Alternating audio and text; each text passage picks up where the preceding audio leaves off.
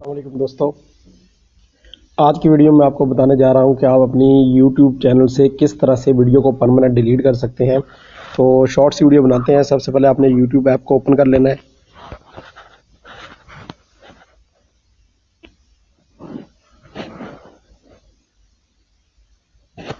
Open करने के बाद आपने यूट्यूब अपने चैनल पे चला जाना है। आपने अपना चैनल ओपन कर लिया। उसके बाद आपने लाइब्रेरी पे क्लिक करना है। यहाँ पे मैं आपको शो करवा देता हूँ।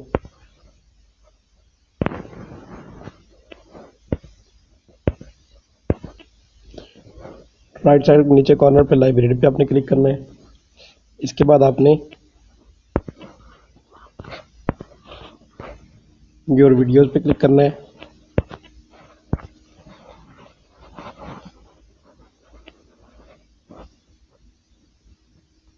यहाँ से आपके सामने सारी वीडियोज़ आ जाएंगी आपकी।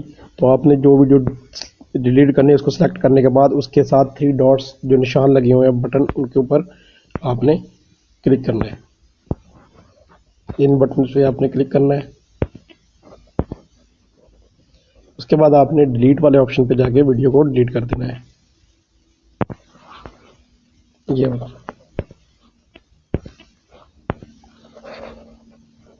डिलीट दिस वीडियो के ऑप्शन पे आपने दोबारा डिलीट कंफर्म कर देना है। इस तरह से आपकी वीडियो डिलीट हो जाएगी।